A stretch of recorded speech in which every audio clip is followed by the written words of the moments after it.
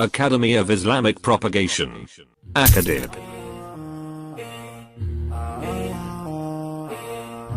Assalamu alaikum. Shall I tell you something which, if done, will increase your wealth in manifolds and hand you special abode in paradise? Cultivate the habit of spending in the cause of Islam. The likeness of those who spend their wealth in the way of Allah is as the likeness of a grain of coin. It grows 7 hairs, and each hair has 100 grains. Allah gives manifold increase to whom He wills. Allah is all sufficient for His creatures' needs, all knower. Beloved in Islam, whoever has the means and wishes to be part of the monthly donation scheme towards the proposed Akadip University project should kindly inform us through this WhatsApp number.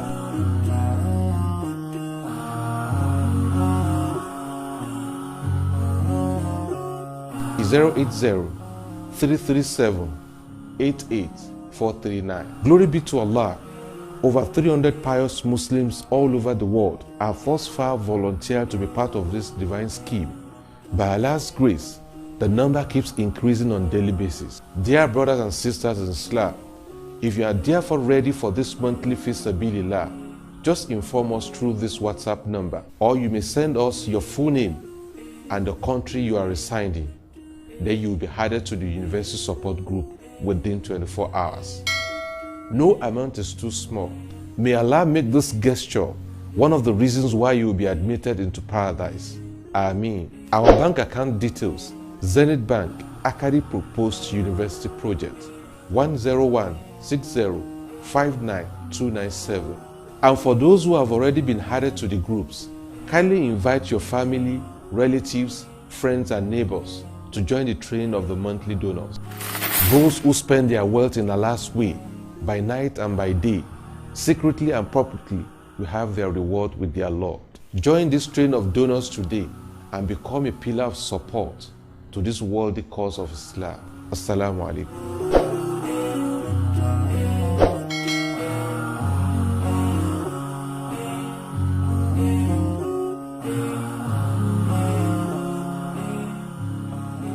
لبيك اللهم لبيك لبيك لا شريك لك.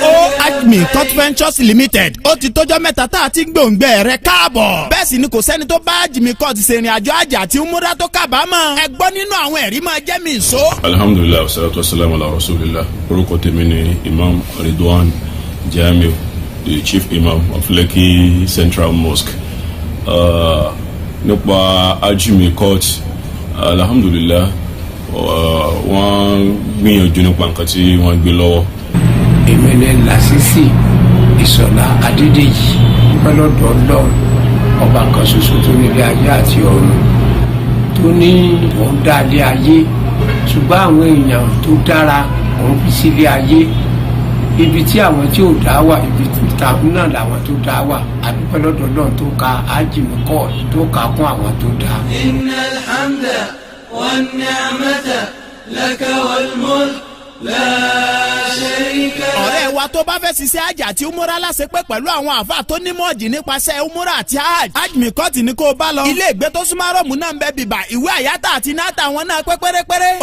Admin Court Ventures Limited ló dùn bá rìnrìn àjò àjà àti umura ọlọ́dọọdún ní àbí olóṣooṣù tí ò níyè méjì nú. Bàbá, màmá, sìstá kílẹ̀ tó ń dúró dè. Ẹ kàn sí Admin Court Ventures Limited lónìí ní head office sí wọn. Number 30 Ilias House Street, Mọ́fọ́lùkù Òṣòdì, Lagos. Ẹ̀ka wọn lọ́sùn state ló kalẹ̀ sí opposite Bovas Filling Station, Oríẹ̀rú, Ìwó, Ọ̀ṣun State. Ẹ pè Admin Court Ventures sórí nọ́mbà wọ̀nyí 08023880944 tàbí 08088458044 tàbí 07030655446. Ẹ tún lè kàn sí wọn lórí ẹ̀rọ ayélujára www.admincourttravel.com. Admin Court Ventures Limited ló ṣe bá rìnrìn àjò àjì pẹ̀lú rọrùn. Of salvation.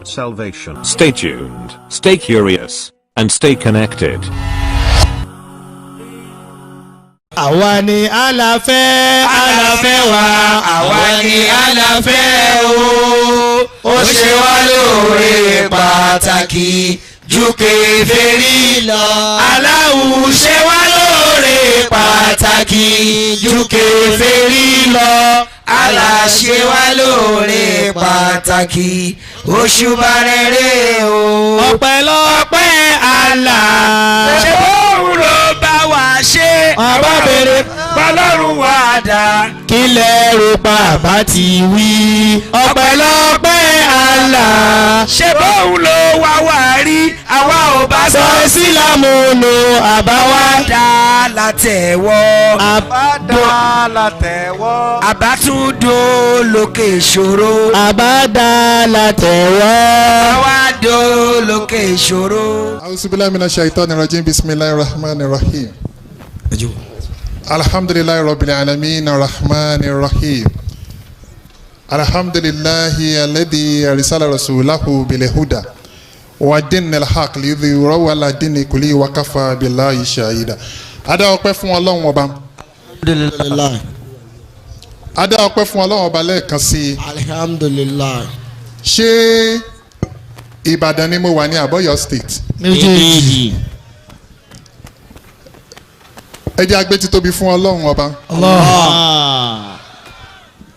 Ọlọ́run Ọba tí a dá ọpẹ́ fún yìí, ọba kan ṣoṣo ni tí ò pé méjì, kò pé mẹ́ta. Ọba tí ààrẹ ni fi wí, ọba tí ààrẹ ni fi jọ. Ọba tí ó ń bọ́ wa tó ń fún wa ní jíjẹ tí bàbá ẹnìkan ò lè bọ́. Allah. Ọba tó jẹ́ pé nínú ọlánú àánú ẹ̀ gbogbo bó ṣe lè wò ká ní agbára tó, a lè bi Ọlọ́run léèrè nǹkan tó bá ṣe, ṣùgbọ́n táwa bá ṣe Ọlọ́run ọba ẹ̀ ní òbí wa, bá bẹ́ẹ̀ nìkan ò lè bí. Doer of whatever he wills and bestower of rational colours. Lẹ́yìn tí a kí Ọlọ́run atọrọ kí àti gẹ̀ fójíṣẹ́ ńlá Muhammad. sallallahu alayhi wa sallam. Ẹ gbà mí ẹ̀ bá mi yòǹbó ànábì. sallallahu alayhi wa sallam. kullal alamin nabi khataman nabiyyin wa rusulal kiram jara. A dá ọpẹ́ fún Ọlọ́run ọba. alhamdulilayi. Ọlọ́run ọba tí ó jẹ́ pé ní ọlá náà nú ẹ̀ ó kádàrá ìjókòó wa ń bí ní àṣálẹ́ yìí. Abẹ́ Ọlọ́run nínú ọlá náà nú ẹ̀ eléyìí tá a wá ṣe ń bì í, Ọlọ́run ní í ṣe ní ìbálẹ́jọ́ aburú fún wa nílé ayé àtijọ́ gbèǹde àlìkìyámà. àmín. Ní àná a ní àwọn oníbèrè tó pọ̀, lénìí náà àwọn oníbèrè wà ńlẹ̀. Lẹ́yìn tí mo wá kí Ọlọ́run tá a tọrọ kí àti gàfó jíṣẹ́ ńlá Muhammad, sallallahu alayhi wa sallam. mo sọ lánàá mo ní ànábì wa Muhammad, sallallahu alayhi wa sallam. àwọn qualities tó lágbára ni àwọn tí ìṣe mùsùlùmí fi ń qualify ẹ̀. Wọ́n wá ń pè láwọn orúkọ tó lágbára: an apostle, orator, a legislator, a warrior, a restorer of rational beliefs, a founder of many terrestrial empires and of only one spiritual empire. sallallahu. Ẹni tí Ọlọ́run mọ̀ pé kó wá parí gbogbo iṣẹ́ tí àwọn ànábì Ọlọ́run mú wá pátá. The seal of the prophets tó jíṣẹ́ kan ò ní dé lẹ́yìn ẹ̀ mọ́. That is why today tí àwọn ọ̀jọ̀gbọ́n tí wọ́n fi ń ròyìn òjíṣẹ́ ńlá Muhammad sallallahu alayhi wa sallam. tí wọ́n fi sọ pé if a man like Muhammad were to assume the dictatorship of this world, irúfẹ́ òjíṣẹ́ ńlá Muhammad tó bá jẹ́ pé òun ló máa darí àgbáyé, kódà kò ní sí ọmọ ẹ̀dá kan wọ́n nílé ayé yìí, he will give it the much needed peace and harmony. That is why lẹ́ni tárákùnrin kan fi wo sùnsùn tó fi ní ẹ wo ànábì Muhammad, ó ní wonderful Arabian teacher. In my opinion, he is far from being an antichrist. He must be called the saviour of humanity. Ẹ bá ń gbé títóbi fọ́lọ́run. Allah.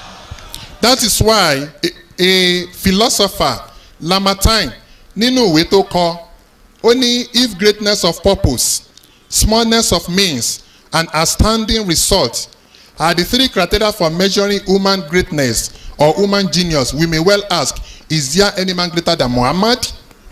That is the question. The like of whom that has never walked upon the surface of the earth. adúpẹ́pọ̀ lọ́n ṣe wá ní mùsùlùmí. alhamdulillah. ìdí nìyẹn tí arákùnrin kan tó ń pè ní Michael Hart tó fi sọ pé ànábì ni number one of all the greatest men that ever lived upon the surface of the earth. Nínú àwọn collections tó ṣe bíi àwọn bíi William Shakespeare, Isaac Newton, Michael Faraday, Yuri Gagarin, the explorers, St. Paul, Jesus Christ. Arákùnrin wa ni ẹni tó gbégbá orókè, the first number one ẹni àkọ́kọ́ òun náà ni Muhammadu. sallallahu alayhi wa sallam. òun náà lọ́lọ́run fi sọ pé ànábì tẹ́ rí in him we have exemplary conduct. Ànábì kan ò ní dé lẹ́yìn ẹ̀ mọ́, kò ní sí òjíṣẹ́ kan tí ó dàbí ànábì Muhammad. lẹ́yìn eléyìí tí a kí Ọlọ́run tá a tọrọ kí a ti kẹfà ànábì wa Muhammad. sallallahu alayhi wa sallam. ó ṣe pàtàkì fún mi kí n kí gbogbo ẹ̀yin bàbá mi tẹ́ wà ń kalẹ̀. mo bẹ̀rẹ̀ kíkì mi látòrí the chief imam of Ibadan land kọ́lọ̀ kó bá ń ṣe dáadáa fún bàbá náà. mo wá kí ẹ̀yin bàbá tẹ́ wà ní kalẹ̀. mo kí the chief host of this program Dr. wa Dr. Raji kọ́lọ̀ kó bá ń ṣe dáadáa fún yín. mo kí bàbá wa imam ààrẹ Aríṣekọ́lá mosque imam Abdulrasaq Akuru kọ́lọ̀ kó bá ń ṣe dáadáa fún yín. mo wá ní bàbá wa kan tán wà ń bì tí mi gbọ́dọ̀ má kí wọn specially. lánàá mo sọ kinní kan wípé the reason why this program is special mo dẹ̀ mọ̀ kí gbogbo tá a bá ti ṣe ń bàdàn bí ó gbọ́dọ̀ special. bẹ́ẹ̀ni àbí bẹ́ẹ̀ kọ́. bẹ́ẹ̀ni. àwọn èèyàn dá mi lóhùn. bẹ́ẹ̀ni. àbí inú wa ò dùn ní gbogbo tá a bá ti ṣe ń bàdàn bí gbọ́dọ̀ special torí pé ìlú Ìbàdàn Ọlọ́run specially gbé Ìbàdàn kalẹ̀ ni. báwa. ẹnìkan ní the largest city in the whole Nigeria mo ní no in the whole West Africa bẹ́ẹ̀ ni àbí bẹ́ẹ̀ kọ́. bẹ́ẹ̀ ni. mo mọ̀ pé ó mọ̀ ṣe bẹ́ẹ̀ ni torí pé ó jọ́ ọmọ Ìbàdàn. àtẹ̀mí náà. nígbà tí màá fi bẹ̀rẹ̀ tí mò ń ṣe yìí mo wá ń ka àwọn ìwé lóríṣiríṣi ṣùgbọ́n gbà tó wá di àwọn stage tó di pé mo bẹ̀rẹ̀ sí lọ Islamic vacation courses mo wá bá bàbá wa Dr. Daoud Ayọ̀délé Àmọ́ alága ibẹ̀ ni mo ti rí wọn nígbà tán wá ń fún wa ní ìdánilẹ́kọ̀ọ́ àwọn kéékèèké ńgbà náà mo wá wò wípé ohun tí bàbá ń sọ yìí a make quotation kan bí lánàá Genesis chapter 3 verse 6 a wà ní Islamic vacation course kan ní Ìjànikin tí mo ń sọ ìbàbọ̀ ọmọ rẹ́rìn wọ́n mọ̀ rántí ibẹ̀ ni mo ti kọ́ gbọ́ quotation rí wípé Ọlọ́run ọba sọ̀kalẹ̀. Olúwa sì sọ̀kalẹ̀ ní ìtura ọjọ́. Ọlọ́run sọ̀kalẹ̀ in the cool of the day. Ádámù àti aya sì fi ara wọn pamọ́. kódà àwọn lo language kan jọ náà wípé bóyá kóòrùn má bàa pa Ọlọ́run Ọlọ́run á sọ̀kalẹ̀ in the cool of the day kóòrùn má bàa pa Ọlọ́run Ọlọ́run jẹ́ kí ọjọ́ kọ́kọ́ ṣe kí ni kó cool. Ádámù àti aya sì fi ara pamọ́ fún Olúwa. ẹnu wọn mo ti kọ́ gbọ́ quotation rí láyé mo wá débi tí mo fẹ́ sùn lálẹ́ ọjọ́ náà ó láwọn rooms tán fún wa mo ṣe àwọn àrùn ni pé Ọlọ́run sọ̀kalẹ̀ ń wáyàn káàkiri Ọlọ́run sọ̀kalẹ̀ ń wáyàn káàkiri Ọlọ́run sọ̀kalẹ̀ kí nìyẹn wá ń ríǹgì lọ́pọ̀lọ́ mi mo wá òpè tó bá yẹ pé quotation kan péré tí mo mọ̀ náà ni a máa fi lè ṣe wá sí a dẹ̀ máa rí àwọn èèyàn tí ó máa gbà fọlọ́m. ìtàn yìí dàbí story you will remember me ọdẹ tó lọ sóko tó wá pẹran ó pẹran tán kò rí ọ̀bẹ tí ó fi gé ẹran ó wá rí arákùnrin kan tó ń bọ̀ ó wá ní dákun mo fẹ́ kun ẹran yìí yá mi ní ọ̀bẹ ìyẹn wá ní tí n bá yẹ ẹlẹ́bẹ ṣé wàá fún mi ní díẹ̀ nínú ẹran ó ní bẹ́ẹ̀ ni ó wá fún ní ọ̀bẹ ó wá fi kun ẹran yìí ó kún tán kò bá fún lẹ́ran ó wá fẹ́ mọ́ lọ ìyẹn wá ní mo ti yá ọlọ́bẹ ó ò fún mi lẹ́ran ó dáa má wọ̀rí you will remember me ó lọ arákùnrin wa wò pé kí ló ń wí nonsense you will remember me nígbà tí arákùnrin yẹn lọ tí yẹn gbé ẹran délé wọ́n ṣe ẹran tán yóò máa jẹ ẹran ẹ̀rín wá pa you will remember me nonsense ó jẹun tán yóò sùn lálẹ́ lọ́ba tó rántí you will remember me ó sùn tán ó jí láàrin òru lọ́ba tó rántí you will remember me ilẹ̀ mọ́ you will remember me ó dọ̀sán you will remember me ọkàn bá balẹ̀ mọ́ àfìgbà tó wà ọlọ́kùnrin lọ tó lọ fún lẹ́jẹ̀ mo wá ń rántí quotation ibi tí mo ti wá ń develop inspiration mo wá wò pé láti ìgbà náà kò wá síbi tí n bá ti wá rí Dr. Àmọ́ Alága tá bá ti fẹ́ ṣe lecture gbogbo IVC tá a máa wá lọ́ngbà náà tí wọ́n bá ti sọ pé wọ́n ní wá IVC ò ní dùn wàláì ní tí mò ń sọ àwọn kan wọ́n máa wò pé bẹ́ẹ̀ ló ṣe rí ṣùgbọ́n jọ́ta bá ti rí wọn báyìí IVC ti ṣe kí ni ó ti dùn àwa dúpẹ́ fọlọ́n pé bàbá náà Ọlọ́run ti dá wọn sí di èní abẹ́lọ́nà lánàá àánú ẹ̀ èmi ò kì í sábà tọrọ ẹ̀mí gúngùn fún yàn lásán mo máa ń gbé pọ̀ mọ́ nǹkan kan ni torí pé ọ̀pọ̀lọpọ̀ àdúrà tá a máa ṣe ni pé Ọlọ́run bá a fún alẹ́ mi gúngùn Ọlọ́run bá a lọ́rẹ̀ ẹ̀mí èèyàn lẹ́gùn tó jẹ́ kí gbogbo béèyàn ó ṣe lólé ayé lórí ìbànújẹ́ ni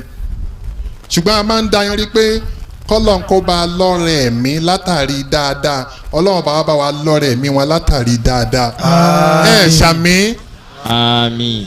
that is why tí mo fi sọ lánàá pé nínú profile mi lórí Facebook nínú website mi mo kàn lè gbé síbẹ̀ gàdàgbàgàdà ni pé wáàsí tí mo ń ṣe yìí o ibi tí mo ti rí inspiration ẹni tó fún mi ní inspiration tó jẹ́ ọ̀gá mi bàbá wa Dr. Daoud Àmọ́ Alága ni ẹ bá ń gbé títóbi fọlọ́. Allahu Akbar.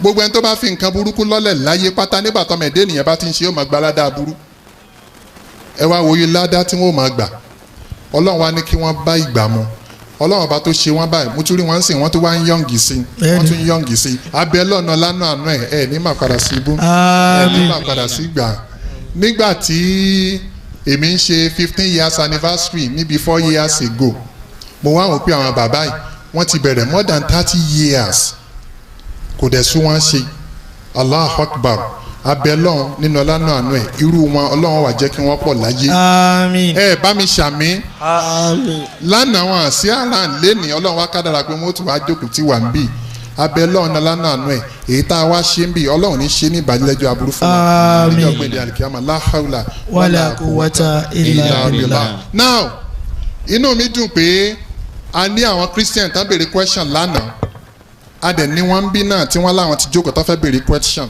torí pé kí ni Islam ẹ má jẹ́ ká pariwo ẹ̀sìn àlàáfíà ni ẹ̀sìn tó jẹ́ pé mi ì tí ì rí ẹ̀sìn náà tó fààyè gbà pé tá a bá sọ̀rọ̀ ká pe àwọn tí ì ṣe ẹlẹ́sìn wa láti wá bá wa ṣe dialogue láti wá béèrè ìbéèrè kẹ́lẹ́ pé Islam religion of peace ni kí n tó wá kí àwọn bàbá wa tí wọ́n jẹ́ Christian tán wà níkàlẹ̀ àtàwọn obìnrin tí wọ́n jẹ́ Christian mo kí the organisers of this program lánàá mo sọ mo ní ọ̀dọ́ ni wọ́n gbìyànjú àbí wọ́n gbìyànjú they really tried mo wá kí ẹ̀yin Christian brothers and sisters tẹ́ ẹ wà níkàlẹ̀ especially pastor wa evangelist Caterpillar Jésù tí wọ́n ti wà níkàlẹ̀ láti àárọ̀. Allahu Akbar.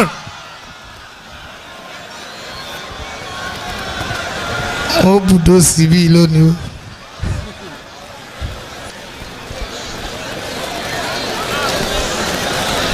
ní àná ẹ rí i pé mo announce wọn torí pé ẹ má jẹ́ ká pariwo nítorí Ọlọ́run ẹ já sọ pé Allahu Akbar ká dẹ̀ dákẹ́. Allahu Akbar. ẹ jọ̀ọ́ nítorí Ọlọ́run. màmá mi kan wà ń bí all the way from Abuja alájà wa rékì àkọlọ́ kó bá ń ṣe dáadáa fún yín. àmín.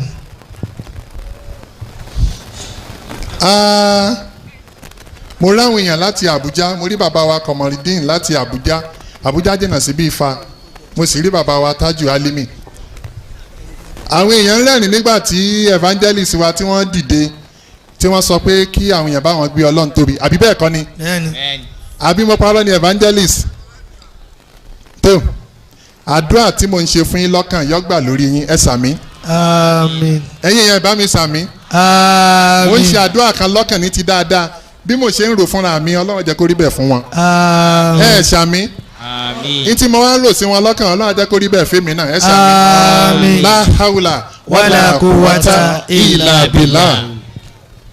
lánàá nínú àwọn tó wá béèrè question bàbá wa Daoud Àmọ́ Alága mo gbọ́ wáàsí kan bí lánàá mi ìgbọ́rí láyé mi ì gbọ́ rí láyé. Kí ni tí mo gbọ́? A gbé bíbélì jáde. Ibì kan wà, the book of Genesis chapter 6 ní verse 1. The Bible says the sons of God came down to marry the daughters of men. Àwọn ọmọ Ọlọ́run sọ̀kalẹ̀. Ó sì ṣe. Ó ṣe. Nígbà tí ènìyàn bẹ̀rẹ̀ sí rẹ̀ sí lórílẹ̀. Tí a sì bí ọmọbìnrin fún wọn. Bẹ́ẹ̀ ni. Ni àwọn ọmọ Ọlọ́run rí àwọn ọmọbìnrin ènìyàn pé wọ́n lẹ́wà. They are very beautiful. Wọ́n sì fẹ́ aya fún ara wọn. Christian tó wá béèrè question lánàá wá ní no pé wọn kì í ṣe ọmọ Ọlọ́run. Bẹ́ẹ̀ ni àbí bẹ́ẹ̀ kọ́? Bẹ́ẹ̀ ni. Ó ní àwọn áńgẹ́lì ni. Bó tiẹ̀ jẹ́ pé inú bíbélì ọmọ Ọlọ́run náà pé ó wá ní ká wo the living Bible. Incidentally we have the living Bible. Nígbà tá a wá wo the living Bible àwa rí bẹ́ẹ̀ wọ́n ní beings from the spirit world. Ìyẹn ò pé ní ọmọ Ọlọ́run. And in fact that is a clear contradiction. Ibẹ̀ yẹn kọ́ mò ń lọ. Ó ní àwọn áńgẹ́lì ni. Mo wá ní ó dáa tó bá jẹ́ pé àwọn áńgẹ́lì ló sọ̀kalẹ̀ wá tó wá fẹ́ àwọn ọmọ Ọlọ́run. Ẹ máa wo wọ́n ń pe kinní kan ní logic.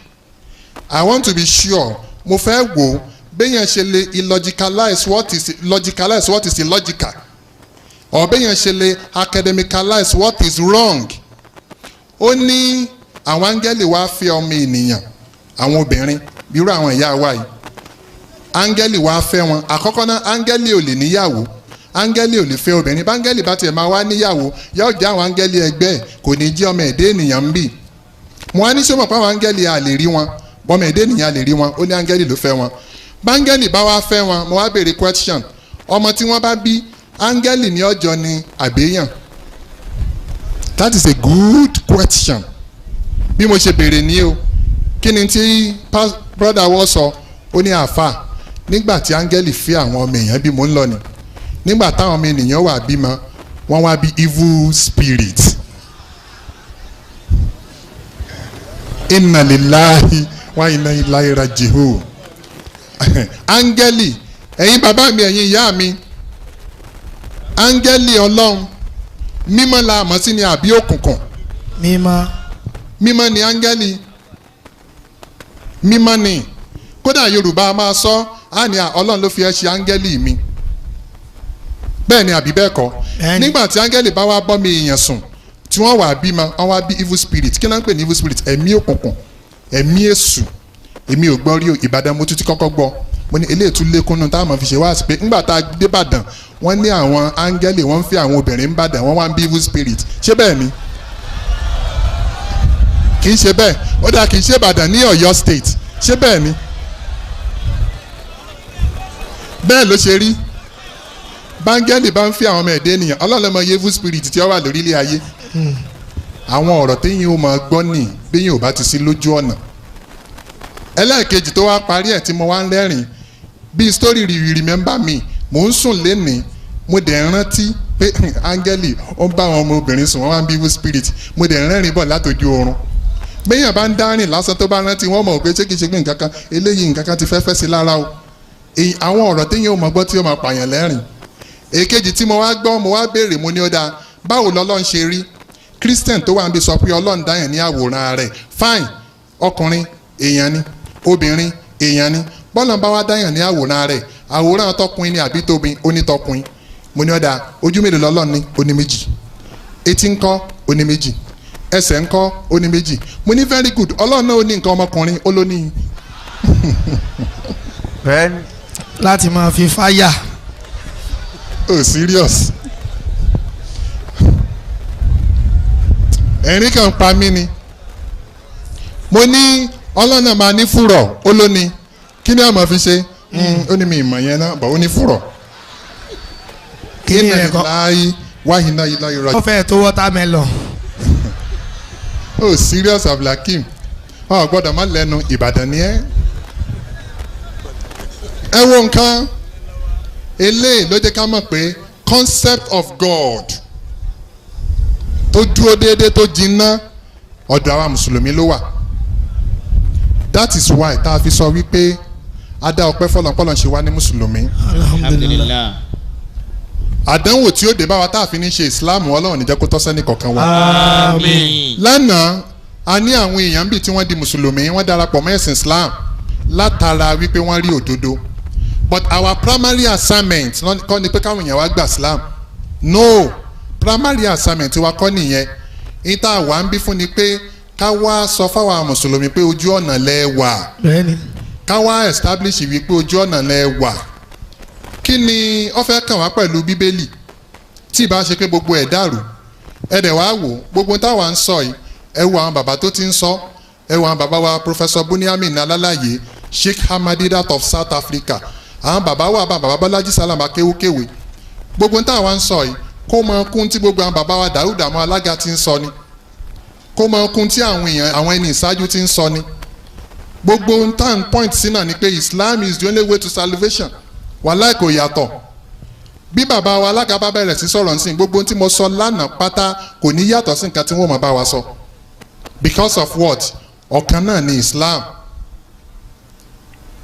Christian kan béèrè question bí lánàá nípa unity mo wá ṣàlàyé ẹ̀ mọ́ṣáláṣí tá a ti kírun lánàá mi kírun bẹ̀ láyé rí kì í dẹ̀ ṣe mi ọ̀pọ̀lọpọ̀ àwa bíi 80 tá a jọ wá a kírun bẹ̀ rí a dẹ̀ kírun rákà méjì náà ni ìrun jímọ̀ bá a ṣe kí ní Ìbàdàn bí kò yàtọ̀ lọ́yọ̀ọ́ kò yàtọ̀ ní Ṣakí ẹ̀yin ará Ìṣẹ́yìn só yàtọ̀ kò yàtọ̀ ní London kò yàtọ̀ l'Amẹ́ríkà l'Ákúrẹ́ méjì náà ó kì í jọ jímọ̀ bẹ́ẹ̀ náà ni márùn tá à ń kí ní Nàìjíríà lójúmọ́ ni wọ́n ń kí ní Pakistan náà ń kí ní Saudi Arabia náà ń kí ní Amẹ́ríkà náà ń kí ní Austria náà ń kí ní Malaysia alukurani tá à ń lò ń bí gbogbo ẹ̀yàtọ̀ ọ̀kan ṣoṣo náà ni adúpẹ́pẹ́ lọ́n ṣe wá ní mùsùlùmí. alhamdulilayi. mo wá sọ fún wa pé who is Jesus Christ let the Bible speak kí ni wàhálà tó wà ń bẹ ẹ jẹ́ bíbélì ò sọ̀rọ̀ káwa mùsùlùmí ká dákẹ́ ẹ jẹ́ àwọn onú bíbélì ta ni Jésù ṣebí wọ́n wá bá Jésù ní Matthew chapter 19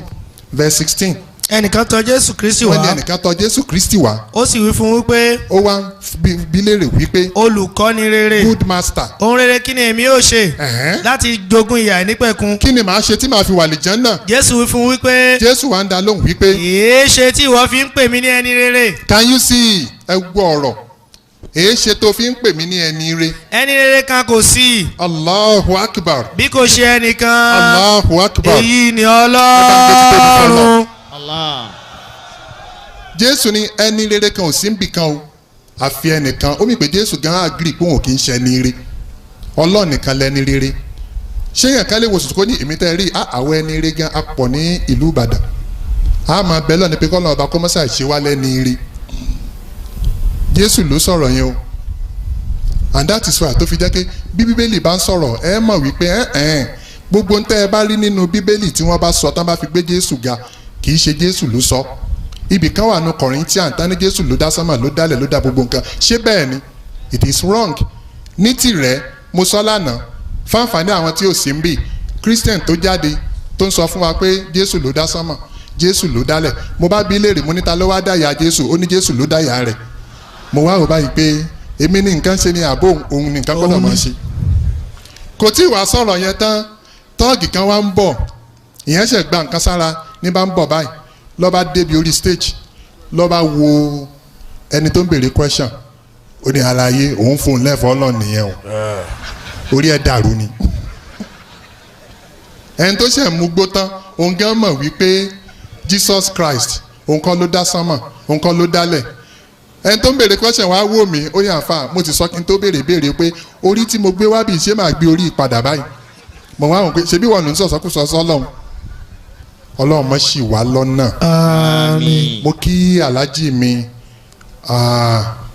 Muideen Ajibike láti ìlú Bukọ́lọ́ kó bá ń ṣe dáadáa fún yín. Àmín. Ọlọ́run mọ̀ ṣì wá lọ́nà gbogbo eléyìí la wá ń ṣàlàyé fún wa lánàá wípé Jesus Christ was a mighty messenger of God òjíṣẹ́ Ọlọ́run ni ànábì Ọlọ́run ni kì í sọ ọmọ Ọlọ́run Ọlọ́run ò bímọ ẹnìkan ò bí ẹni tí wọn bí ò lè bímọ nígbà tá a máa wá parí gbogbo ẹ̀ àbálọ àbábọ̀ a pè kán lọ àwọn sisters wa tó embrace Islam ní Àkúrẹ́ sister Deborah ṣé sister Deborah wà níbí náà lálẹ́ yìí kí ló jẹ́ ká pè jáde sister wa tó wá láti Ọ̀ṣun state tó ń lọ school ní Ọ̀fà òun náà jáde Deborah lórúkọ ẹ̀ incidentally Deborah àkọ́kọ́ from Redeemed Christian Church of God, Deborah èkejì from Redeemed Christian Church of God. Ó wá jáde ó béèrè question. At the end of the day sister ẹ̀ agree pé ká fi kálímọ̀ sóun lẹ́nu ó dẹ̀ di mùsùlùmí. La ṣe wá pé sister Deborah àtàkùrẹ́ wípé kí wọ́n wá fún ní advice àti ìmọ̀ràn. Ẹ dákun káwọn Deborah méjèèjì ká máa bọ̀ lórí stage ń bí. Ẹ wá wò ó. At the end of the day nígbà tá a máa wá fi parí lecture ó ní pastor kan wá jáde tó wá bẹ̀rẹ̀ question mo wá ní ẹ̀ bá tètè dé wọ́n wá láwọn ń bọ̀ lénìí ṣùgbọ́n bí tá a fà ẹ dákun ṣe pastor náà wà around wọ́n wà around alhamdulillah torí pé ibi tí a jọ parí sí lánàá. wọ́n jókòó lẹ́gbẹ̀ẹ́ evangelist Caterpillar. ẹ máa gòkè bọ́m.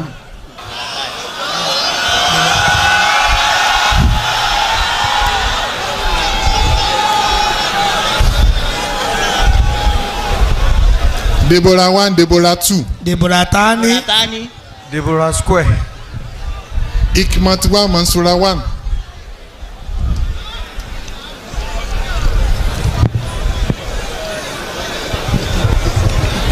Ẹ já sọ pé Allahu Akbar kádẹ̀ dákẹ́. Allah. Mo wá bi pásítọ̀ wa tán béèrè lánàá. Wọ́n ní nínú gbogbo ẹ̀dá tí Ọlọ́run dá pátá kò sí ẹ̀dá tó dàbí Jésù. Mo wá ní ẹ̀dá kan wà nínú Bíbélì wọ́n pè ní Mẹlikisedeki. Wọ́n ní bẹ́ẹ̀ ni. Mo lójú Jésù lọ. Wọ́n ní àyùṣù mo ní bẹ́ẹ̀ ni. Wọ́n ní lọ́nà wo? Mo ní Jésù ní bàbá. Jésù ò ní bàbá. Bọ̀ Bíbélì fún ní bàbá. Bọ̀tàgbà bí kò ní bàbá. Láì ní bàbá. Mẹlikisedeki ò ní bàbá. Láì ní ìyá. Jésù ò ní bàbá. Kí nìyẹn 1-1? Jésù níyà bí ò níyà ó ní Mẹlikisedeki ò níyà kí nìyẹn 2-1. láì ní ìtàn ìran. Jésù ní ìtàn ìran bẹ́ẹ̀ bá wo Matthew chapter 1 verse 1 wọ́n ní ìwé ìtàn ìran Jésù. ọmọ Ọlọ́run. wọ́n fún ní ìtàn ìran wọ́n wá ń tó bọ̀ báyìí èyí tó wà ní Matthew ò bá ti Lúùkù mu. wọ́n ní Mẹlikisedeki ò ní ìtàn ìran kí ló dà 3-1. Jésù láwọn àǹtí lẹ́yìn Jésù Maria tún bí ọmọ làǹtìlàǹtì minimum of 6.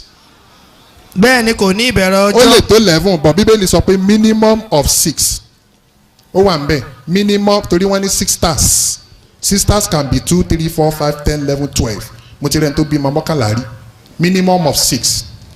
Mẹlikisedeki ò ní ìtàn ìran Jésù níran Jésù láǹtì Mẹlikisedeki ò láǹtì kò ní bọ̀dá kò lẹ́gbọ̀n kò lábúrò kò lára. bẹ́ẹ̀ ni kò ní ìbẹ̀rẹ̀ ọjọ́. wọ́n wá fi jẹ ọba ìlú kan tán pè ní Sálẹ́mù ó tún wá pàdé Ábúráhámù ó tún wá ibẹ̀ náà ti yọ ìdá mẹ́wàá fúnra wọn. Mẹlikisedeki wọ́n wá ní kò ní ìbẹ̀rẹ̀ Jésù ní bẹ̀rẹ̀ láti inú màmá rẹ̀ Mẹlikisedeki ò ní bẹ̀rẹ̀. Bíbélì tí wọ́n ní Mẹlikisedeki ò lópin ayé kò lópin mo wá béèrè lọ́wọ́ pásítọ̀ wa lánàá pé ìlú òní wa ń gbé o níbo ló wà o Ìbàdàn ló wà ní àbílòbù wọ́n láwọn ò mọ abẹ mo ní tán bá wá lálẹ́ màá wá sọ bí ti ń gbé màá dẹ̀ sọ inshallah adá ọpẹ́ fún Ọlọ́run alhamdulillah. Ọlọ́run àbá tó ṣe wá ní mùsùlùmí àmọ́ gbogbo ń tà ń sọ yìí mo wò pé a ti ṣe wáàsí lánàá èní ká máa gba ìbéèrè bẹ́ẹ̀ ni àbí bẹ́ẹ̀ kọ́ bẹ́ẹ̀ni. àbí ká tó bẹ̀rẹ̀ wáàsí padà lénìí. ìbéèrè ni ṣé béèrè ni àbí wáàsí. béèrè. question straight. ṣùgbọ́n a gbọ́rọ̀ lẹ́nu bàbá wa o ọmọ alága. dandan nìyẹn náà táwa lọ ní ìbéèrè àkọ́kọ́ tá a bá ọkọ́ pè. wọ́n ní Caterpillar a lè bùdóòsì gbogbo wájú yìí. tractor. ẹ jẹ́ wọ́n wá clear ẹ lẹ o. bàbá mi àmọ́ alága wọ́n níṣẹ́ mọ̀ wípé tí gbogbo ẹ̀ bá dí kí la máa fi ń budóòsì ọ̀nà. Caterpillar. bàbá wa Caterpillar Jésù sẹ́yìn ní ká kọ́kọ́ pè. wọ́n tiẹ̀ ti dé tipẹ́. bàbá wa Caterpillar Jésù ẹ máa bọ̀. kí ni orúkọ yín bàbá wa. orúkọ mi ni Matthew Ajayi. ajínrere aka evangelist Caterpillar Jésù Allahu Akbar. lánàá a ti ẹ̀ ṣàwàdà kan ẹnìkan bá wò sọ̀sọ́ ní à bí evangelist Caterpillar Jésù bá wà òun náà sì pérò ní evangelist tírélà Jésù mo wá rẹ́rìn kí ni ìbéèrè yín sà. ẹ ṣe lójú gbogbo ènìyàn lẹ́tí ń yin Ọlọ́run. Allah. èmi náà gbọ́dọ̀ yin àfà. bẹ́ẹ̀ni. kémi náà tó lè dáhùn ìbéèrè. bẹ́ẹ̀ni. sẹ́ẹ̀fà ayé rẹ̀ gbà. àyè gbà yín.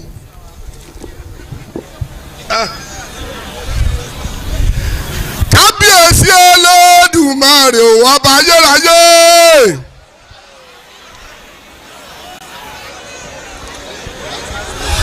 Ọlọ́run tó dóhun gbogbo àlèwí lè ṣe olùmọ̀ràn ọkàn o. Ògbìgbà tí ń gbàlà ìlara olórí ogun ọ̀run. Mo ṣe bá lọ́dọ̀ rẹ̀ Jèhófà jírè o ẹni tó dá mi sáyé. Ó fi yẹ̀pẹ̀ mọ́ ènìyàn omi èmi rẹ̀ sínú yẹ̀pẹ̀ o àfijẹ́ ènìyàn sáyé. Kábíyèsí rẹ̀ ò ọba ayérayé. Ọba tó dóhun gbogbo nínú ohun gbogbo ìwọ nìkan ṣoṣo ni mo fògo fún o. Atakibi.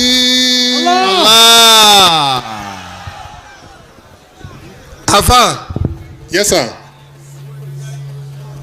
Ọlọ́run Elédùmarè yóò ràn gbogbo wa lọ́wọ́. Àmín. Ohun tí ò yí ẹnìkan yí ẹlòmíì, ohun tí ò yí ẹlòmíì yí ẹnìkan. Ọjọ́ tí ò bá dẹ̀ sí àrà láyé mọ́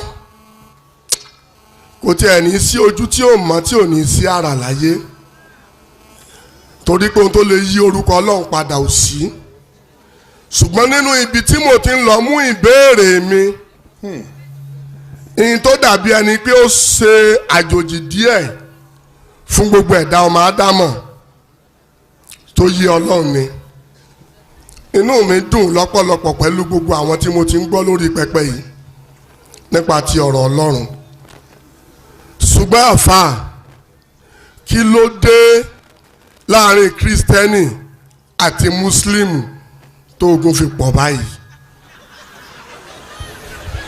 kí ni reason ìbéèrè àkọ́kọ́.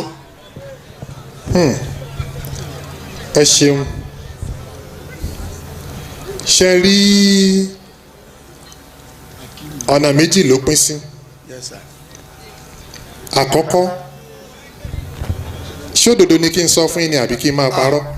àjọ pàdé lọ́dọ̀ Ọlọ́run lọ́jọ́ ọ̀run tó bá pè. ẹ wo Ọlọ́run yìí kì í ṣọba alábòsí o. pàápàá. tí Islam bá jọ́nà Christianity ò lè jọ́nà. lọ́nà wo. ẹ ṣeun bí Christianity bá jọ́nà Islam ò gbọ́dọ̀ jọ́nà. lọ́nà wo. ẹ ṣeun Bíbélì ní Jésù ní èmi ní ọ̀nà. bẹ́ẹ̀ni. òtítọ́ àti ìyè. ẹnikẹ́ni kì yóò lọ sí ọ̀dọ̀ bàbá. ẹnìkan ò ní wá dọ́dọ̀ Ọlọ́run o. àyàfi nípasẹ̀ mi. àfi nípasẹ̀ mi. bẹ́ẹ̀ni. Ọlọ́run fi aráyé tó bẹ́ẹ̀ gẹ́. tó ti ọmọ bíbí rẹ̀ kan ṣoṣo fún ni. ẹnikẹ́ni tó bá gbà á gbọ́ kì yóò ṣègbé ṣùgbọ́n yóò jogún ìyà nípẹ̀kun. Bíbélì ló sọ ó di mélòó. ó di méjì. èyí ni àyànfẹ́ ọmọ mi. bẹ́ẹ̀ni. ẹ máa gbọ́ tiẹ̀. ẹni tí inú mi dùn sí gidigidi. ó di mélòó. ó di mẹ́ta. ìkẹrin wọ́n wá ní láìsí ìtàjẹ̀sílẹ̀ kò sí ìdáríjì ẹ̀ṣẹ̀. bẹ́ẹ̀ni. torí pé gbogbo èèyàn ló ṣàtìṣẹ̀. gbogbo ènìyàn ló ṣàtìṣẹ̀. the book of Romans chapter 3 verse 23. wọ́n sì ti kùnà Ọlọ́run. ògo Ọlọ́run. ó fi hàn pé gbogbo tí Bíbélì ń sọ fún wa náà ni pé bí èèyàn ò bá ti gba Jésù gẹ́gẹ́ bí Olúwa àti olùgbàlà kò sí ọ̀nà àbáyọ àfi kéèyàn ṣe and ìyẹn ní information táwọn Christian fún wa lọ́nà tá a fi gbà rí ojú rí Ọlọ́run. Alukurani náà wá sọ pé ẹnikẹ́ni tó bá wá ẹ̀sìn míì yàtọ̀ sí Islam a kò ní gbà ní ọwọ́ rẹ̀. a ní gbà lọ́wọ́ ẹ o ní ọjọ́ ìkẹyìn tó bá dijọ́ gbèǹde alikiyama òun yóò sì máa wà nínú àwọn ẹni òfò. ẹnìyẹn ó ṣòfò. àwa wò pé Bíbélì sọ tiẹ̀ bó bá jẹ́ kí n ta kánú Bíbélì bá jódodo ti Kùránì ò gbọ́dọ̀ jódodo. èyí tá a wá kà náà Alukurani bó bá jẹ́ pé òun ló jódodo tinú Bíbélì ò gbọ́dọ̀ ṣe kíni kò gbọ́dọ̀ jódodo.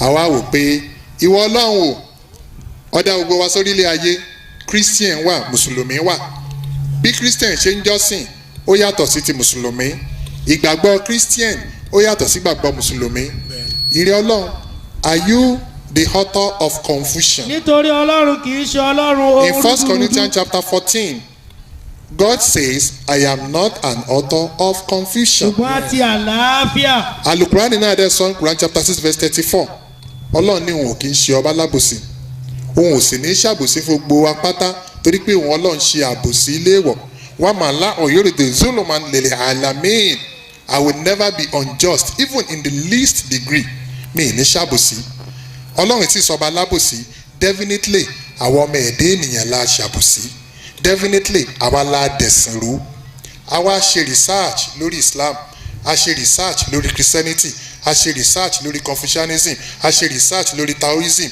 a ṣe research lórí Brahmanism àwa wò pé gbogbo ọ̀nà ìpátá ọ̀kan ṣoṣo tá a ṣe tá a fi rójú rí ọlọ́pàdé òun náà ní Islam ṣùgbọ́n tá a bá wá gbé pamọ́ tá a bá wá sọ fáyé báyìí tó bá dijọ́ gbèǹde àlìkíyàmọ̀ ọlọ́run ó bi wá ní tí wàhálà wa ṣe pọ̀ lórí ìgbàlà nìyẹn kọ́lọ́ ọmọ ṣì wà lọ́nà. àmín ẹ ṣé mo dúpẹ́ torí inú mi ń dùn ọ̀nà tí inú mi fi ń dùn ni pé ọlọ́run á sì jẹ́ kó dùn kálẹ̀. àmín ẹ ṣé bàbá yín tó múnú mi ń dùn ni pé ọlọ́run yóò pé méjì ẹyọ kan náà ni. Allahu Akbar. tí gbogbo muslim bá forí kanlẹ̀ tí gbogbo christian bá káwọ́ sókè ọlọ́run yóò pé méjì ẹyọ kan náà ni. ṣùgbọ́n nǹkan kan ni mo tún fẹ́ béèrè bàbá ṣé nítorí wípé ọlọ́run dá ọ̀nà ẹ̀sìn yìí yàtọ̀ síra wọn ni ò fi yéra wọn ni torí ọ̀rọ̀ wa ò yéra wa nílé ayé tá a wà mo ń bọ̀ sà torí tí a bá wọnú Genesis orí ìkẹrìndínlógún 16 tá a bá wò láti ẹsẹ̀ ìkíní ẹ rí mọ̀ wípé ibẹ̀ ni ìgbàgbọ́ ti bẹ̀rẹ̀ sí ní fẹsẹ̀ múlẹ̀ lọ́dọ̀ àwa ènìyàn ọlọ́run ló sì ṣètò ẹ̀ bẹ́ẹ̀ lọ́dọ̀ ọmọ ìyàwó àti ìyálé bàbá kan ló sì bá àwọn méjèèjì sùtẹ́ bímọ Ismaili àti Isaac látọ̀dọ̀ bàbá kan làwọn méjèèjì ti jáde ọlọ́run sì jẹ́ ọlọ́run oníṣẹ́ àrà tí màá ṣe nǹkan bó ṣe fẹ́ nítorí pé Ismaili ó sin ọ̀nà tiẹ̀ bó ṣe fẹ́ láti rí ọlọ́run Isaki sin ọ̀nà tiẹ̀ bó ti fẹ́ láti rí ọlọ́run kẹ́hìn náà ni bàbá kẹ́hìn náà ni tí mo ṣe ń rò wípé àbí tó bẹ̀rẹ̀ ogun láàrin àwa Kristẹni torí a lè gbọ́ ọlọ́run níjà ẹ̀dá èèyàn kan kò lè gbé ọlọ́run níjà láyé. ẹ ṣeun ṣe rí àkọ́kọ́ ọlọ́run ọba àlékè ọlá kò dá ẹ̀sìn méjì ọ̀kan ṣoṣo ni ọlọ́run ọ̀nà tó lọ sọ́dọ̀ ọlọ́run ọ̀kan ṣoṣo ni gbogbo àwọn ànábì ọlọ́run ọ̀dọ̀ ọlọ́run náà ti wá Abrahamu ọ̀dọ̀ ọlọ́run ló ti wá ó wá bí ọmọ méjì tó jòjìṣẹ́ ọlọ́run torí ọmọ rẹ̀ pọ̀ lẹ́yìn Sarah àti Agai Abrahamu ó fẹ́ yàwó kẹta wọ́n ń pè ní Ketura bó tiẹ̀ jẹ́ pé bíbélì kan sọ pé kì í ṣe ìyàwó ó ní àlè ni ṣùgbọ́n àwa wò náà pé àlè rẹ̀ bíbélì kan wá sọ pé ó bímọ bíi mẹ́fà fún nínú bíbélì ọ̀rẹ́ mi kan tiẹ̀ ṣàwádà ńjọ́ kan ó ní bá Abrahamu náà bá lè ní àlè tó bímọ fún òun sì ní ká lè tó náà kó bímọ fún òun náà àmọ́ ní má wo tinú bíbélì wa ìyẹn ò dáa àwọn ọ̀rọ̀ kọ̀ọ̀kan tó wà nínú bíbélì tí máa tako làákàyè wa nìyẹn. now ṣe wá rí Ishmael àti Isaac bàbá kan tó bí wọn yìí àdéhùn wà lórí àwọn méjèèjì torí bí tí ọ̀rọ̀ ẹ̀sìn ti dàrú ní àyàfi bàtà bá ṣàlàyé ẹ̀ a máa wá bẹ náà pé rẹ ẹlẹ́dàá wa o ẹni tá à ń ṣàlàyé fún Ọlọ́run bá jẹ́ ó yé wọn o torí pé tí ò bá yéèyàn kò ní yéèyàn náà ni àìmọ̀ ìjéyìn òmà náà ni Ishmael òun lẹ̀gbọ́n Isaac òun làbúrò èmi èyí tí ẹ pè ní Isaac torí pé Isaac Isaac mi ìríbi tá ti jẹ́ Isaac Ishmael Ismael, Isaac Isaac, so Isaac yẹn ló correct. Àwọn méjèèjì ọlọ́run wá ṣàdéhùn fún wọn. Àdéhùn ọlọ́run lórí Abrahamu lórí Isaac ni wípé Isaac wàá bí ọmọ tí ó pọ̀. I will multiply you exceedingly. Màá dẹ̀ sọ di orílẹ̀-èdè ńlá. Ọlọ́run ṣe bẹ́ẹ̀ fún Isaac, ọlọ́run ṣe bẹ́ẹ̀ fún Ishmael. Ó wà ní Genesis 16 tẹ́sán yẹn. Ẹ wá máa wo àdéhùn ọlọ́run o. Àdéhùn ọlọ́run lórí Isaac ni pé Isaac wá bí ọmọ, ó bí Jacob. Látara Jacob lọ́lọ́run tí wọ́n fa àwọn Síbútù tribes, àwọn ìran 12. Ibẹ̀ ní Israeli náà tí wọ́n ń jáde. Nínú ìran yìí lọ́lọ́run tí wọ́n ń gbà wọn ànábì ọlọ́run jáde. Dáfídì ni o, John the Baptist, Moses, gbogbo àwọn yẹn náà ń pè ní Israelite prophets tó fi wá dé orí ànábì Isa Jesus Christ. Ọlọ́run ṣe àdéhùn ẹ̀, ó sì má déhùn ẹ̀ ṣẹ, kò ní ṣàdéhùn kó má mú ṣẹ. Allah Akbar. Nígbà tó lọ́n wá parí àdéhùn ẹ̀, Jésù mọ̀ pé òun ni òun máa jẹ́ the last prophet in the lineage of Israelites. Ẹ̀mọ́ tí Jésù sọ ni, Jésù wá wo àwọn ọmọ ilẹ̀ Israeli báyìí, ó lẹ́yìn Jew, ẹ wò ó, èmi ni òjíṣẹ́ ẹgbẹ̀yìn lọ́dọ̀ yín o.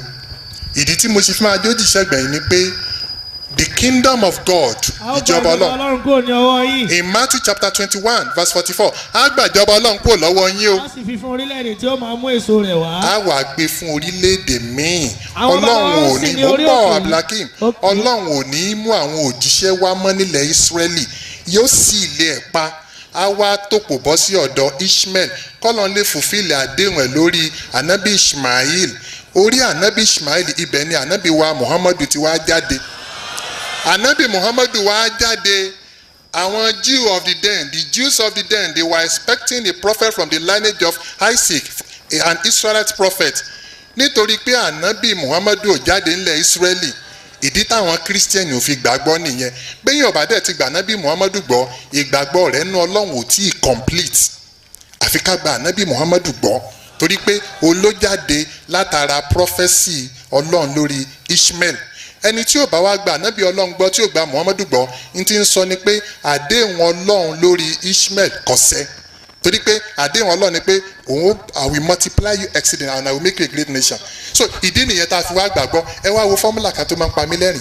The Jews of the den, àwọn Yahudi ìgbà náà, àwọn Jew, wọ́n wá rí John the Baptist ní John chapter 1. Wọ́n wò pé àwọn èèyàn ń expect pé àwọn ànábì Ọlọ́run kan ń bọ̀. Wọ́n ń expect Elijah. èyí sì ni ẹ̀rí Jòhánù. Wọ́n wá rí John the Baptist. Wọ́n mọ̀ pé Elijah, Bíbélì sọ pé kíní kan gbé lọ sí òkè. Now kẹ̀kẹ́ iná electric fire. Wọ́n wá ní wọ́n ń expect pé ń bọ̀. Wọ́n ń expect Alimọ̀ṣíù Messiah Jesus Christ. Wọ́n dẹ̀ ń expect Anabi Muhammad sallallahu alayhi wa sallam. Àwọn mẹ́tẹ̀ẹ̀ta yẹn wọ́n wá lọ bá wọ́n rí John the Baptist nígbà tí John the Baptist bẹ̀rẹ̀ iṣẹ́. Àwọn Júù wá lọ bá. Wọ́n ní rẹ̀ Jòhánù ti baptism. Ta ni wọ́n ṣe ná?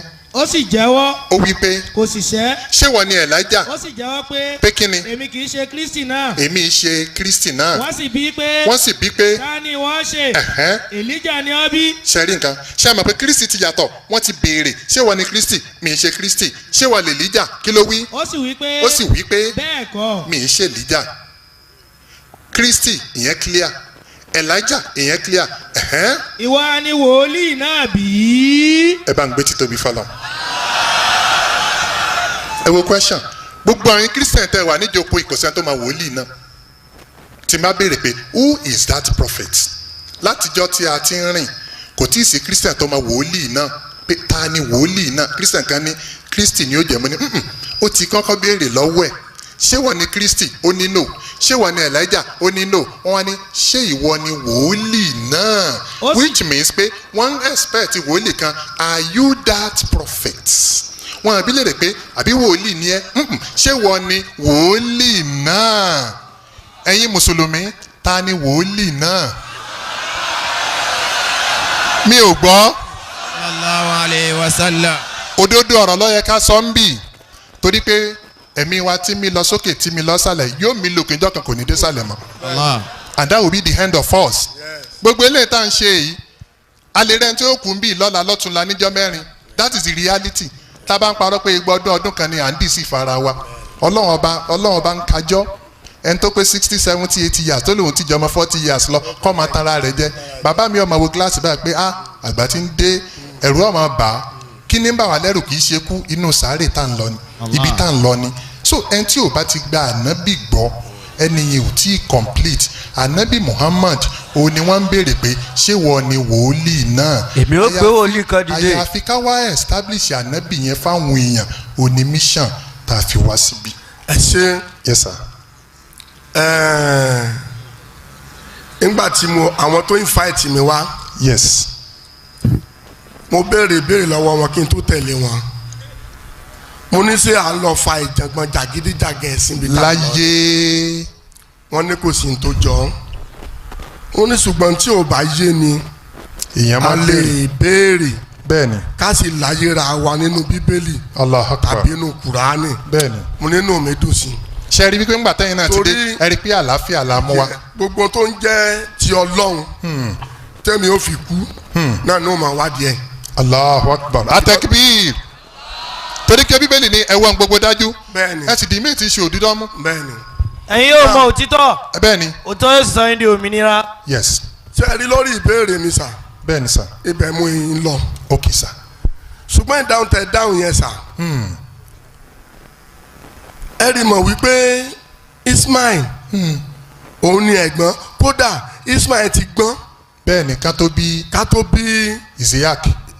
bẹ́ẹ̀ni torí pé nígbà tí bàbá wa Abraham aleyhi salatu wa salam tí ó ṣe ìkọlà tí ó dákó òun àtọmọ rẹ̀ Ismaila ló jọ wà mí. agbára ni wọ́n fi ṣe kò sí rọ́mbẹ̀.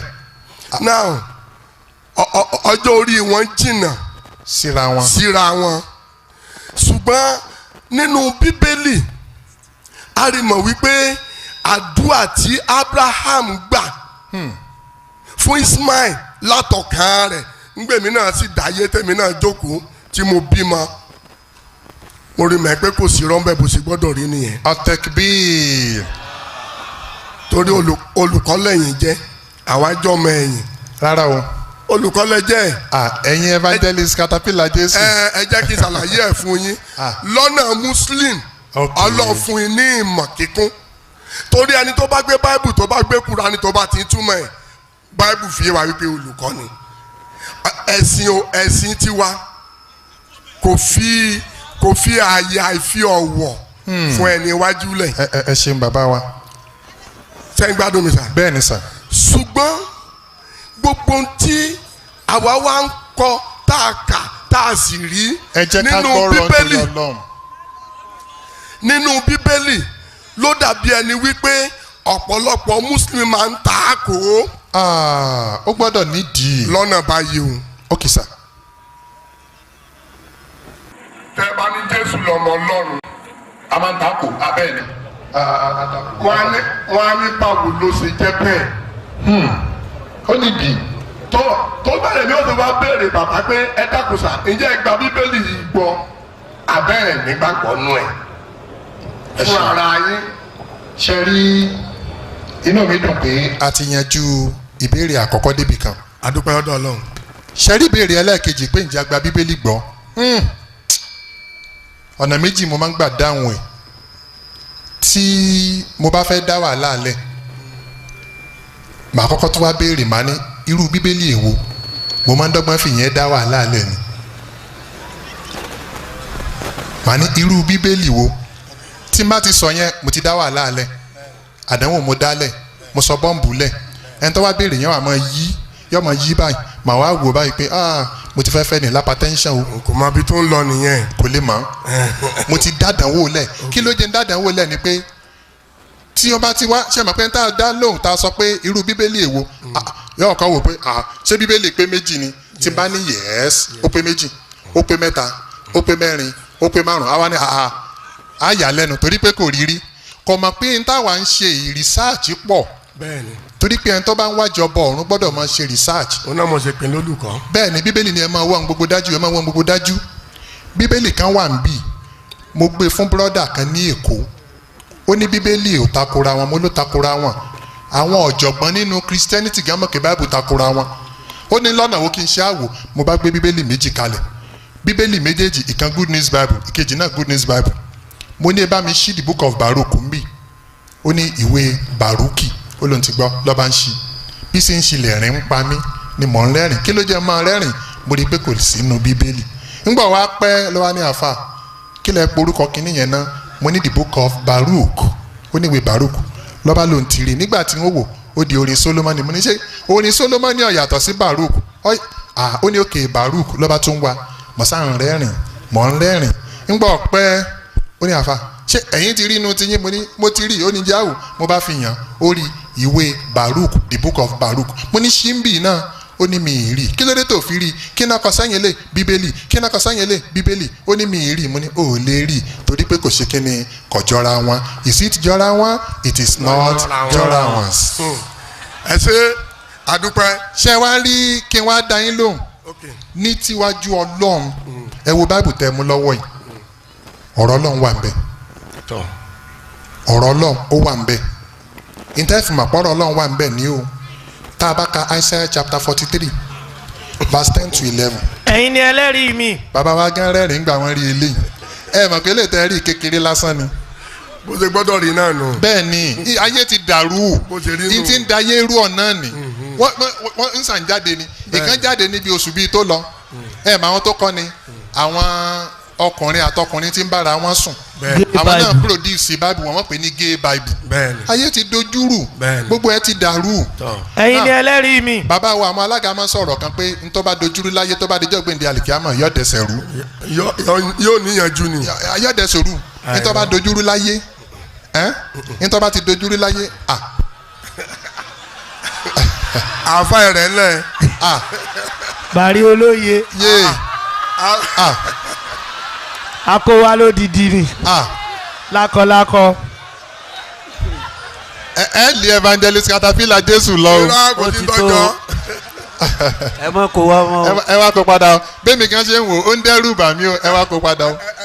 àwọn ní ká kólẹ̀ ẹ wá ogun tó wá ṣẹlẹ̀ bàbá wa ṣe rí bíbélì tá à ń wò yìí ọ̀rọ̀ Ọlọ́run wà ń bẹ̀ o ọ̀rọ̀ Ọlọ́run wà ń bẹ̀ tá a bá ka bìkan jáde ń sìn ẹ́ rí pọ́lọ́ Ọlọ́run wà ń bẹ̀. ẹ̀yin ni ẹlẹ́rìí mi. Ọlọ́run ní ẹ̀yin ni ẹlẹ́rìí mi. ni Olúwa wí. says the Lord. àti ìránṣẹ́ mi. ìránṣẹ́ mi tí mo ti yàn. tí mo yàn. kí ẹ̀yin kí ó lè mọ̀. kí ẹ̀yin kí ó mọ̀. kí ẹ sì gbàgbọ́ pé. pé kí ni. kò sí Ọlọ́run kan lẹ́yìn mi. kò sọ́lọ́run kan lẹ́yìn mi Ọlọ́run. bẹ́ẹ̀ sì ni ọ̀kan kan ní dìde. ẹ bá ń gbé títóbi fọ́lọ́run.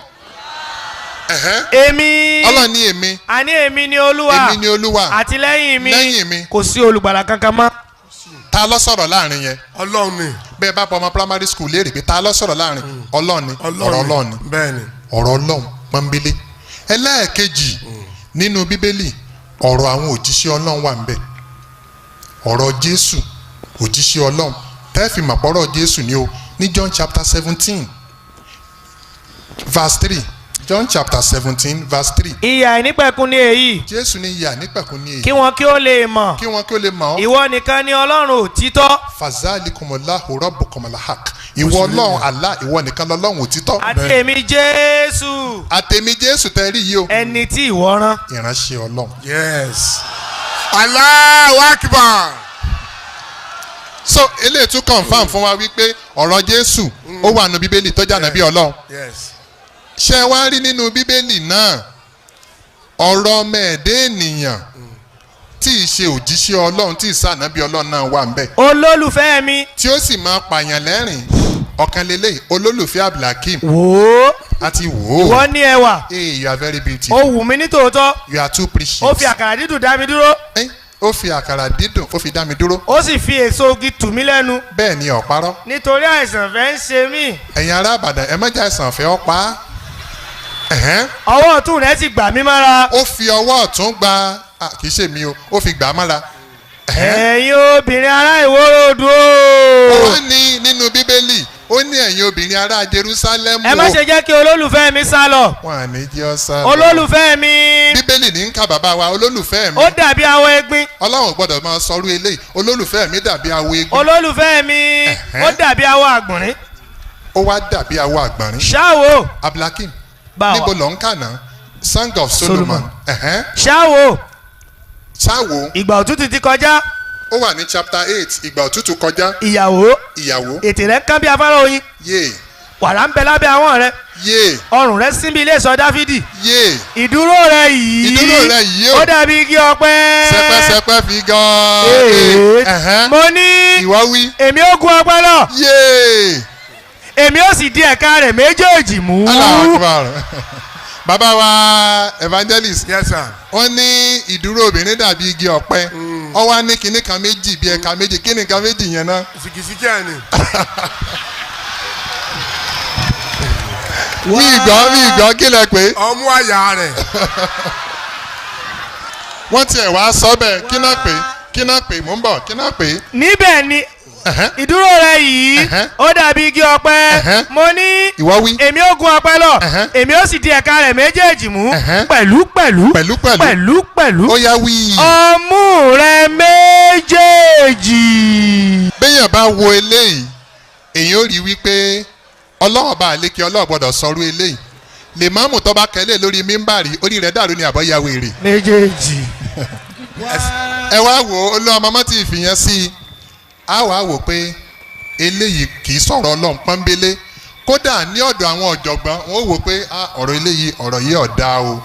gbàgbọ́ tí wáìnì mi kúrò ní ọwọ́ mi. ọ̀kan lélẹ́yìn ní Jeremiah chapter 25 láti verse 15-16. kí o sì jẹ́ kí orílẹ̀-èdè tí èmi ó rán sí mú kí wọ́n mú kí wọ́n sì máa ta gbọ́ngbọ́n kí wọ́n máa ta gbọ̀ngbọ̀n kí wọ́n máa ta gbọ̀ngbọ̀ngbọ̀ngbọ̀ngbọ̀ngbọ̀ngbọ̀ngbọ̀n ẹ mú bíbélì ní ẹ mú kí ẹ mú àmúyó kí ẹ sì bì kí ẹ sì ṣubú kí ẹ sì má lè dìde mọ́ tó bá kọ̀ láti gbà lọ́wọ́ wọn. wọ́n bá wá láwọn ò ní gbà. kí o sì wí fún wọn wípé sọ fún wọn wípé báyìí ni Olúwa Ọlọ́run wí báyìí ni Ọlọ́run wí o. ní mímu ni kí ẹ̀yin kí ó mú yes ẹ sì gbọ́dọ̀ mú dandan. so ilé làwọn kan tá a kà ti ń pa wọ́n lẹ́rìn pé ta ló ti rú eléyìí burú gan o ta ló dẹ́rù eléyìí wò àwọn àwọn pé sọ́ọ̀lọ́ náà ló ṣe eléyìí kódà akabì kan jáde lánàá Abdulhakeem nínú ìwé Málákì orí 2 ẹsẹ̀ 3 ọlọ́run ọba àlékè ọlánà ló sọ̀rọ̀ ìbọ̀tà àgbà bẹ́ẹ̀ wọ́n ní wò ó. èmi ó ba èrè oko yín jẹ́. ọlọ́run ní nínú bíbélì èmi ó ba nǹkan arúgbìn yín jẹ́. èmi ó sì fi ìgbẹ́ yí gbogbo yín ní ojú. so àwọn eléyìí ní tá a ṣe rìsáàtì pé eléyìí ọ̀dà o ibì kan wà nù bíbélì tí Pọ́ọ̀lù títí sọ pé ẹ bá mú aṣọ òtútù mi wá aṣọ òtútù mi bá ń ṣe lé ó wà ní Timothy gbogbo ilé àwa rí i pé wàhálà wà lórí. Dáfídì ọba sì di arúgbó ọjọ́ rẹ̀ sì pọ̀. nínú ìwé àwọn ọba orí kìíní ẹsẹ̀ kìíní dé 3 ọjọ́ rẹ̀ pọ̀. wọ́n fi aṣọ bò ó lára. wọ́n wá fi aṣọ bo Dáfídì lára. ṣùgbọ́n kò móoru. ara bàbá ò ṣe yẹ́rìyẹ́rì. àwọn ẹ̀mẹ̀wá rẹ̀ sì wí fún un pé. wọ́n wá wú fún un pé. jẹ́ kí á wọ obìnrin kan. tó fáìn. wúndíá. fún Ọlọ́run ọba wa. kí ó dúró níwájú rẹ̀. kí ó sì kẹ́ rẹ̀. kọ́ bàbá ṣe. ṣé mi sá. oh serious. ẹ tiẹ̀ mọ́ra yín lágbà. tẹ̀síwájú. kí ó sì kẹ́ rẹ̀. kọ́ wa máa sì kẹ́ ẹ̀. kí ó sì dùbúlẹ̀ lókàn àyà ọba. kó wá dùbúlẹ̀ lókàn àyà ọba. ara olúwa mi ọba yóò sì mòrú. Allahu Akbar. láì mutí. òtútù ọgbọ́nù. Wàsíù Àyìndé ó kọrin kan nígbà kan ó ní olólùfẹ́ mi ràgàbò mi wá sùn sí mi láyà èmi náà máa kú sí ẹ lọ́rùn. àṣẹnu bíbélì ló ti rí.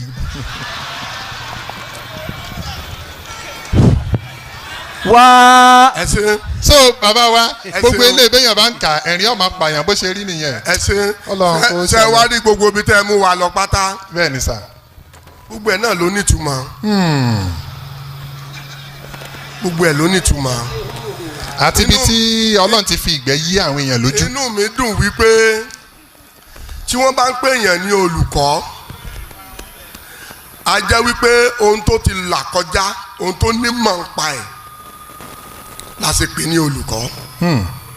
ṣáìtà bá dẹ̀ ń sọ nǹkan ti Ọlọ́run. bẹ́ẹ̀ni. kò sáwàdà ń bẹ̀. bẹ́ẹ̀ni. ṣé ẹ wá rí ní ti Sólómọ́nì tẹ́ ẹ kà bàbá. èmi ò rò wípé ẹnìkan lè gbàdúrà wípé Ọlọ́run bọ́lọ̀ ṣe kẹ́ Sólómọ́nì tó pẹ̀lú ọgbọ́n ìmọ̀ òye àti ohun gbogbo àti ọlá àti ọrọ̀ àti ohun gbogbo tó fún un pé bó ṣe yẹ kó parí ìrìn àjò ẹ̀ lọ́dọ̀ Ọlọ́run nìyẹn. bẹ́ẹ̀ ni ìdí ni pé mò ń bọ̀ sá o ìdí ni pé ẹni bá sin Ọlọ́run ṣáájú tó bá bọ òrìṣà kẹ́yìn ó sàn ká mọ́ bí anybody tó bá pe Ọlọ́run ṣáájú tó bá wá bọ òrìṣà kẹ́yìn ó sàn ká mọ́ bí irú ẹni bẹ́ẹ̀ sáyé. Ọlọ́run fi kọ́ olúwa iná lẹ́kọ̀ọ́ ni irú àwọn nǹkan wọn ni tọ́lọ́run sọ ń bẹ̀ gẹ́gẹ́ bí wọ́n ṣe kà á pẹ̀tọ̀ àwọn kan ti rìn kọjá ìrìn àjò ayé wọn rèé bó bá wù mí mo lè join wọn bí mi ò bá sì fẹ́ máa ta kété sí wọn. ẹ ṣe bàbá wa mo rí kinní kan o nínú ìwé àwọn ọba wọ́n ní Dáfídì ọba darúgbó ìyẹn ṣe Sólómọ́nì o ẹ̀kọ́ wo la fẹ́ rí kọ́ńbì yẹn. ẹ ṣeun. tí òtútù bá ti múyàn kéèyàn wá obìnrin tó bá fine kó wá sùn síyàn ní òkà yẹn. ẹ ṣeun bàbá nínú bíbélì ó ṣe àfihàn ẹ̀ gédégbé bí ọlọ́run náà ṣe ran bàbá Dáfídì lọ́wọ́ tó tọ́lọ́ sì lò dáadáa síbẹ̀ bàbá láìkí obìnrin púpọ̀. Allahu Akbar. wọ́n láìkí obìnrin Solomon náà láìkí obìnrin. nítorí pé ó jẹ́ ọmọ Dáfídì. Dáfídì náà láìkí obìnrin. bẹ́ẹ̀ni torí pé tẹ́ ẹ bá wo ìwásáyé Solomoni. Abrahamu náà sì ní àlè. ẹ rí mọ̀ wípé nípasẹ̀ ìfẹ́kùfẹ́ ojú títí yàn sínú ẹ̀ṣẹ̀ bẹ́ẹ̀ni. so ó ti yé mi Abrahamu náà bíbélì náà sọ pé ó ní àlè. ó ní. bàbá wa Abraham. bẹ́ẹ̀ni ó ní àlè. Ọlọ́run ò sọ fún àwa wípé ẹ̀sùn tiẹ̀ tàbí ìdájọ́ tiẹ̀ ohun tá a mọ̀ ni wípé ìyàwó rẹ̀ tó dẹ̀ ṣẹlẹ̀ láyé tá a ń lò lọ yìí ló fún lọ́mọbìnrin wípé ìpọ́njú wa pọ̀. ìyẹn clear àwọn méjèèjì lórí ọmọ ìyẹn clear. ṣùgbọ́n nítorí ìpọ́njú wa tó pọ̀ èmi mo ní ẹrúbìnrin mo yọ̀ǹda ẹ̀ fún ọ. ìyẹn clear ó sì dìyàwó ẹ̀ but lẹ́yìn àwọn méjì yẹn bíbélì wa ní bàbá wa wò àwọn méjèèjì yẹn ò tó ó wá wá obìnrin kan wọ́n ń pè ní Ketura bíbélì ló sọ. Abraham took Ketura his concubine. his concubine àlè náà ń pè ní concubine bíbélì ni ó tún wá ní concubine ó ní àlè yẹn tún wá bímọ bíi mẹ́fà ẹ bá ń ṣe bẹ́ẹ̀ First Chronicle chapter 1 verse 32 àti Genesis chapter 25 verse 1 àlè yẹn tún wá bí ọmọ fún un so eléyìí wá wò ó sìn ẹ̀kọ́ kan ni mo wá kọ́ ń bì Abrahamu bíbélì ni ó ní àlè kódà àlè bímọ fún un Solomonu gẹ́gẹ́ bẹ́ẹ̀ ti sọ ó fẹ́ràn obìnrin òun náà kọsẹ̀ látara obìnrin Dáfídì òun náà kọsẹ̀ látara obìnrin kódà nínú bíbélì wọ́n ní Lúùtù òun náà kọsẹ̀ látara obìnrin Júdà náà wà bẹ́ẹ̀ tán ní àwọn ọmọ wọn wọ́n ń fún ní ọtí tí sì ń bá wọn sùn ṣé wá rí gbogbo eléyìí ìmẹ́nu àbùkù kan àwọn ànábì Ọlọ́run eléyìí táwa mùsùlùmí ò gbọdọ̀ ṣe eléyìí tí ò sí nínú Islam àwa mùsùlùmí látòkèdè sálẹ̀ gbogbo eléyìí tá a rí àgbà bẹ́ẹ̀ torí pé àgbà pé kọ́lọ́run ọba àlékeọlá tó ṣèyàn ní ànábì Ọlọ́run ọba gbọ́dọ̀ ti ṣe wọ́n ní ẹni tó jẹ́ pé ọmọ ẹ̀dẹ́ ènìyàn ò lè tẹ̀lé wọn. tá a bá wá rí kùdìẹ̀kudìẹ nínú ọ̀rọ̀ wọn a jẹ́ pé Ọlọ́run tó ṣe wọ́n ní ànábì Ọlọ́run ó kù díẹ̀ káàtó fún Ọlọ́run ọba ṣùgbọ́n bó ṣe yẹ kó rí nìyẹn ṣùgbọ́n kò gbọ́dọ̀ kù díẹ̀ káàtó fọ́lọ́run torí pé ànábì Ọlọ́run wọn a gbọ́dọ̀ rí ìwà àbàjẹ́ lọ́wọ́ wọn ìjọba nìyẹn lè ṣe wọn o ṣùgbọ́n àwọn ni àwọn òjíṣẹ́ Ọlọ́run tó ṣe é tẹ̀lé ṣé wá rí nǹkan kan wá wà nínú bíbélì lórí ọ̀rọ̀ bíbélì tá a sọ yìí lótìtọ́ àti lódodo gbogbo báìbù tá a kó kalẹ̀ yìí kò bára wọn mu ó takora wọn wàláì lótìtọ́ àti lódodo kódà ẹ wo Yorùbá tí ẹ gbé lọ́wọ́ yìí àwọn ibìkan wà tá a bá kà jáde tí ó tún takora wọn ibìkan wà nù Yorùbá Ọlọ́run ní ẹnìkan ìrí mi kí ó sì yè ẹni bá ti rí èmi Ọlọ́run ìjọ téèyàn bá rí mi báyìí ni ó kú. Olúwa sì wí fún Mósè wípé Olúwa sọ fún Mósè wípé ìwọ kò lè rí ojú mi. o lè rí ojú mi o. nítorí ọjọ́ tí ìwọ bá rí mi ni ìwọ yóò sì kú. ọjọ́ tó o bá rí mi that day you shall die. Ọlọ́run ló sọ fún Mósè bẹ́ẹ̀ nínú bíbélì náà láti gbọ́ ti arákùnrin kan tó pe bẹ̀ ní Peniel. Hour of salvation. Stay tuned, stay curious, and stay connected. لبيك اللهم لبيك لبيك لا شريك Ajmi Court Ventures Limited ó ti tọ́jọ́ mẹ́ta tá a ti gbòǹgbẹ rẹ̀ káàbọ̀. bẹ́ẹ̀ sì ni kò sẹ́ni tó bá Ajmi Court ṣèrìn àjò àjà àti múra tó kábàámọ̀. ẹ gbọ́ nínú àwọn ẹ̀rí máa jẹ́ mi ìṣó. alhamdulilayi wasalaatu wasalaamu ala rasulillah orúkọ tèmi ni Imam Ridwan Jamiu the chief imam of Lekki Central Mosque nípa Ajmi Court alhamdulilayi wọ́n gbìyànjú nípa nǹkan tí wọ́n gbé lọ́wọ́.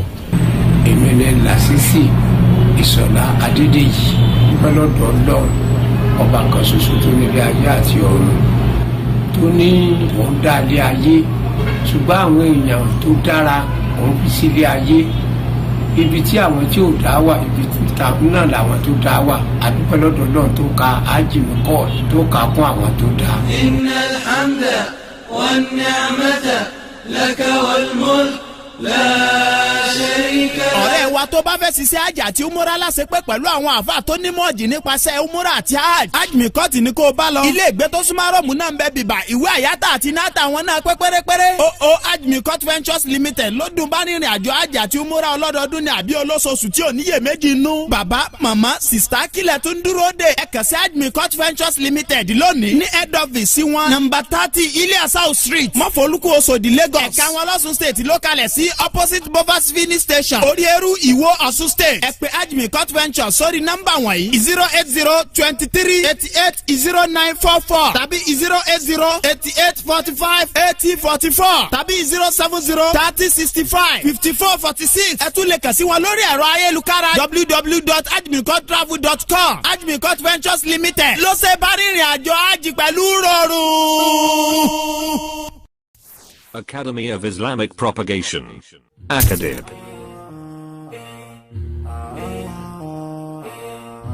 Assalamu alaikum.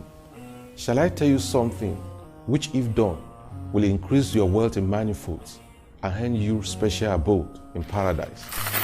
Cultivate the habit of spending in the cause of Islam. The likeness of those who spend their wealth in the way of Allah is as the likeness of a grain of coin. It grows 7 hairs, and each hair has 100 grains. Allah gives manifold increase to whom He wills. Allah is all sufficient for His creatures' needs, all-knower.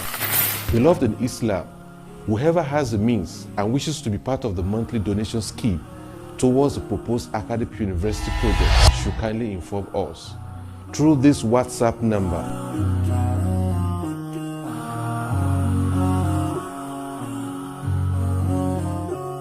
Is 080-337-88439. Glory be to Allah. Over 300 pious Muslims all over the world have thus far volunteered to be part of this divine scheme. By Allah's grace, the number keeps increasing on a daily basis. Dear brothers and sisters in Islam, if you are therefore ready for this monthly Fi Sabilillah, just inform us through this WhatsApp number, or you may send us your full name and the country you are residing. Then you will be added to the university support group within 24 hours. No amount is too small. May Allah make this gesture one of the reasons why you will be admitted into paradise. Ameen. Our bank account details: Zenith Bank, Akari Proposed University Project, 10160599297. And for those who have already been added to the groups, kindly invite your family, relatives, friends, and neighbors to join the training of the monthly donors. Those who spend their wealth in Allah's way, by night and by day, secretly and publicly, will have their reward with their Lord. Join this train of donors today and become a pillar of support to this worthy cause of Islam. Assalamu alaikum.